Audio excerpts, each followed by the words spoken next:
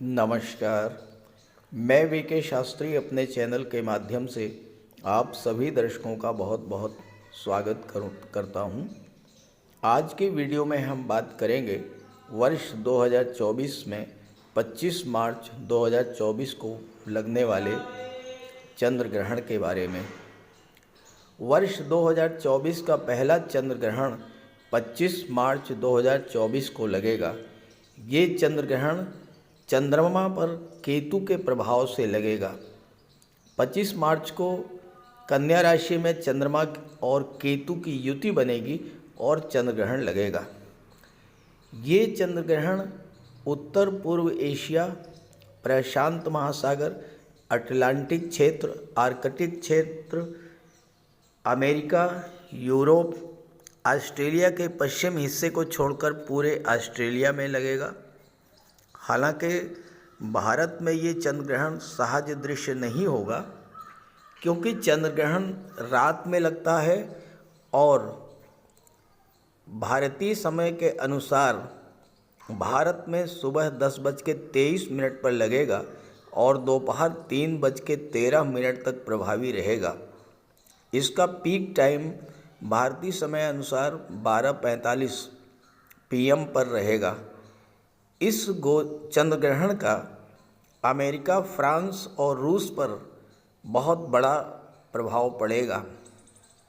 चंद्र ग्रहण का प्रभाव चंद्र ग्रहण से 1 महीना बाद तक रहता है और किसी भी जगह पर ये चंद्र ग्रहण दिखे या नहीं दिखे, आपकी राशि पर इसका प्रभाव पड़ता ही पड़ता है और देश दुनिया के घटनाक्रम पर भी इसका प्रभाव होता है।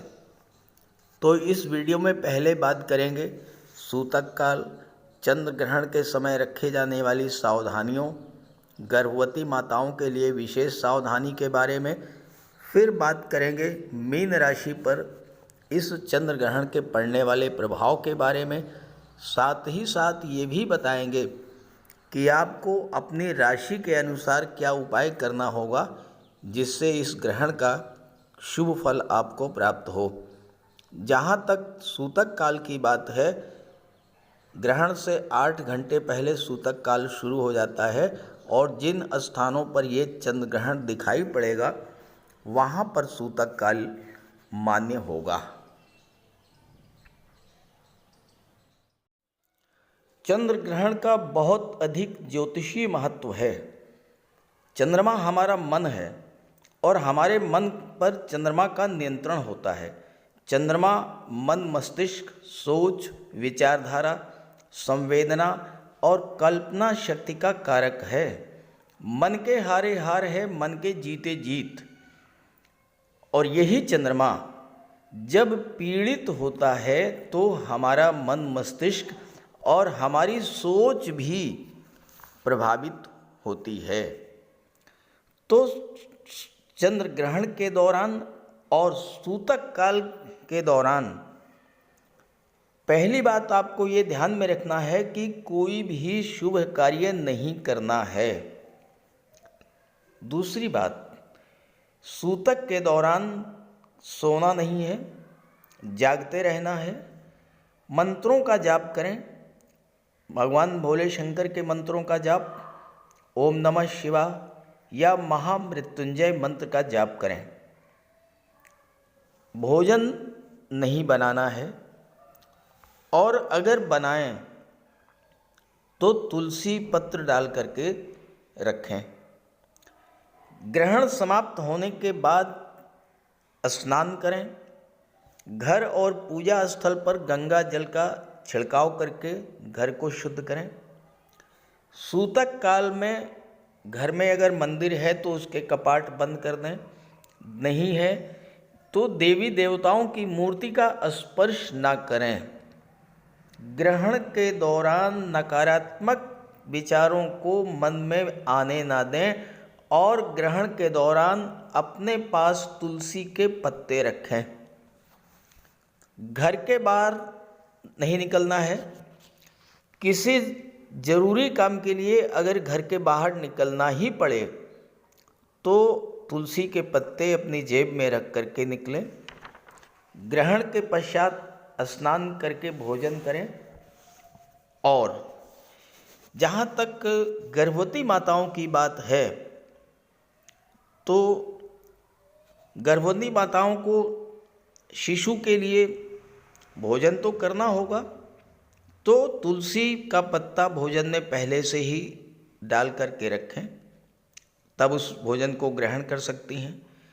ध्यान रखें कि सूतक काल लगने से पहले ही तुलसी का पत्ता आपको तोड़ करके रख लेना है और भगवान शिव के मंत्रों का जाप करते रहना है।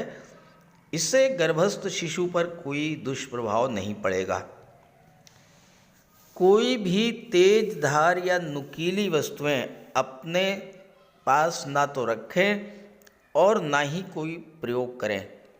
जैसे कैंची है, चाकू है, सुई है, आलपीन है, इन चीज़ों के प्रयोग से बचें। और बाल या नाखून नहीं काटना है। घर के बाहर ना निकलें। ग्रहण के दौरान ग्रहण को देखने से बचें। कोशिश ये करें कि ग्रहण के दौरान भोजन ना पकाएं और ना ही भोजन ग्रहण करें, लेकिन अगर करना ही पड़े तो तुलसी पत्र का प्रयोग करके करें। और विशेष अवस्था में अगर घर के बाहर जाना पड़े तो तुलसी का पत्ता साथ में रखें। घर में मंदिर हो तो उसके कपाट को बंद कर दें। ग्रहण के समाप्त होने के बाद स्नान करें और भोजन ग्रहण करें। स्नान करने के बाद ज्योतिष शास्त्र में दान का बहुत महत्व बताया गया है। इस अवसर पर तो आप धन धान्य, चावल, चीनी, सफ़ेद मिठाई, सफ़ेद वस्त्र, इन सब चीज़ों का दान करें। शिव मंदिर में जाकर के सफ़ेद पुष्प अर्पित करें और संतान की सुरक्षा के लिए दूध, खिलौने, वस्त्र, ये सब आप दान कर सकते हैं। और ये सब दान करने के बाद फिर भोजन ग्रहण करें। तो ये तो रहा चंद्र ग्रहण पर उपाय और गर्भवती माताओं के लिए विशेष उपाय। अब बात कर लेते हैं इस चंद्र ग्रहण का किन किन राशियों पर विशेष प्रभाव पड़ेगा।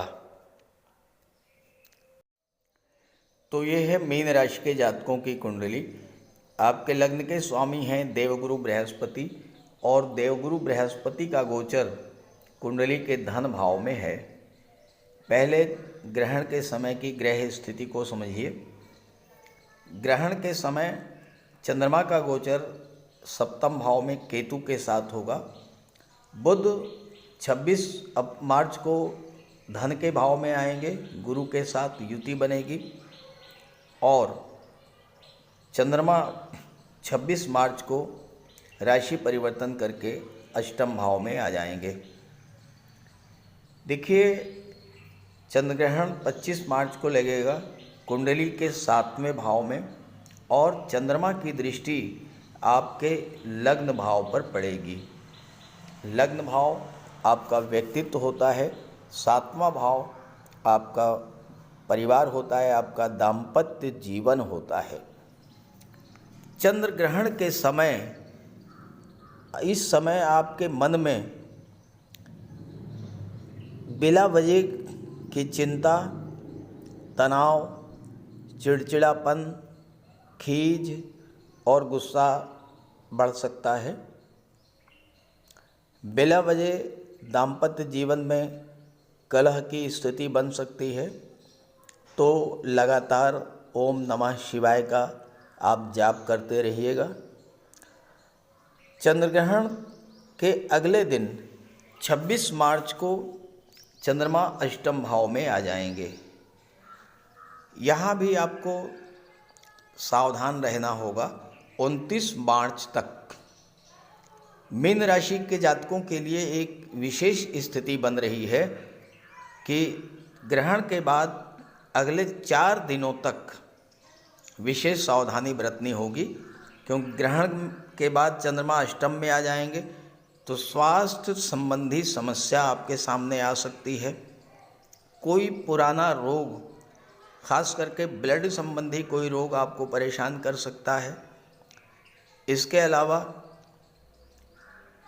अष्टम भाव में चंद्रमा का गोचर है, तो चोट चपेट, एक्सीडेंट की घटनाओं को लेकर के भी आप विशेष सावधान रहिएगा। ससुराल पक्ष से आपके संबंध खराब हो सकते हैं और इन 4 दिनों में भूल करके भी जुआ, सट्टा, लॉटरी या शेयर में कोई पैसा निवेश मत कीजिएगा। पैसा आपका डूबने का पूरा चांस बन रहा है। ये 4 दिन आप बहुत शांति से गुजार दीजिएगा, भोले शंकर की आराधना करते रहिएगा। 29 मार्च 2 बज के बाद दोपहर 2 बजे चंद्रमा राशि परिवर्तन करके भाग्य भाव में आ जाएंगे और जैसे ही चंद्रमा भाग्य भाव में आएंगे आपका अच्छा समय शुरू हो जाएगा, आपका भाग्योदय हो जाएगा। अब इसका प्रभाव क्या पड़ेगा? 29 मार्च को जब चंद्रमा आपके भाग्य भाव में आएंगे, शुक्र और राहु की दृष्टि सप्तम भाव पर पड़ रही है। जिन जातकों का विवाह नहीं हो पा रहा है, केतु के कारण जिनके विवाह में बाधा आ रही है, अचानक से उनके विवाह का योग बन जाएगा। दाम्पत्य जीवन में किसी तरह की कोई कड़वाहट बनी हुई थी वो समाप्त होगी।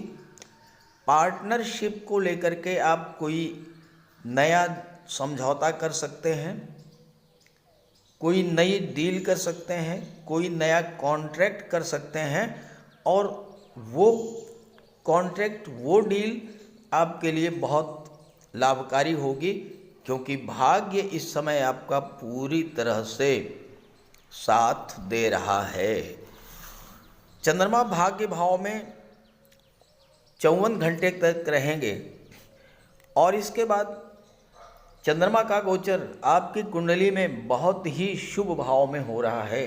29 दिन के बाद 31 मार्च को चंद्रमा आपकी कुंडली के दशम भाव में आ जाएंगे, कैरियर के भाव में आ जाएंगे।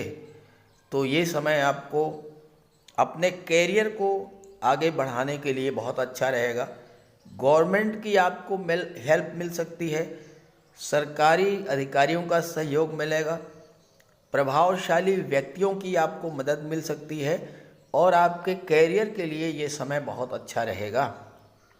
इसके बाद चंद्रमा आपके कुंडली के लाभ के भाव में चले जाएंगे 54 घंटे के बाद, और वो ये जो समय रहेगा ये आपकी आर्थिक स्थिति को सुधारने वाला रहेगा। इनकम के साधन बढ़ेंगे और 26 मार्च को एक और अच्छी बात होगी कि बुध गुरु के साथ आ जाएंगे। बुध सप्तम के स्वामी हैं जो व्यापार के भाव को दर्शाता है, बुध चौथे भाव के स्वामी हैं। 26 मार्च के बाद व्यापार में उन्नति, साथ ही साथ भौतिक सुख सुविधाओं की प्राप्ति, दाम्पत्य सुखों में वृद्धि और परिवार का सहयोग, परिवार में प्रेम और किसी धार्मिक या मांगलिक आयोजन का भी योग बनेगा। बुध धन के भाव में बैठे हैं। जो लोग बुद्धि और वाणी से रिलेटेड क्षेत्रों में हैं, बैंकिंग के क्षेत्र में हैं, फाइनेंस या एजुकेशन के क्षेत्र में हैं, आईटी सेक्टर, कंप्यूटर या कम्युनिकेशन के क्षेत्र में हैं, मैनेजमेंट के क्षेत्र में हैं, शेयर मार्केट से जुड़े हुए हैं, या जो जातक काउंसलिंग का काम करते हैं, कंसल्टेंट हैं, सलाहकार हैं, मीडिया से जुड़े हैं, जो जातक धर्मगुरु हैं, पुरोहित हैं, धार्मिक कर्मकांड कराते हैं, ऐसे सभी जातकों को धन प्राप्ति का बहुत अच्छा योग बनेगा। और इसके बाद चंद्रमा का गोचर लगातार अच्छे भाव में ही हो रहा है। विदेश के भाव में होगा तो विदेश जाने का योग बनेगा, लग्न के भाव में होगा तो आपके मन में खुशी उत्साह रहेगा। धन के भाव में होगा तो अचानक से धन की प्राप्ति होगी। पराक्रम के भाव में रहेगा आपको यात्राओं से लाभ होगा। सुख भाव में रहेगा तो हर तरह के सुखों की प्राप्ति होगी। और पंचम भाव में होगा तो संतान की भाग्योन्नति होगी। लव रिलेशंस के लिए अच्छा रहेगा। तो इस तरह से जो चंद्रमा का आने वाला गोचर है ये आपके लिए बहुत अच्छा रहेगा। सिर्फ और सिर्फ आपको 29 मार्च तक विशेष सावधानी रखनी है। तो मीन राशि के लिए चंद्र ग्रहण के बाद का समय बहुत अच्छा है, इसका लाभ उठाएं और ये जानकारी अपने साथियों, अपने मित्रों को भी ज़रूर शेयर करें। नमस्कार।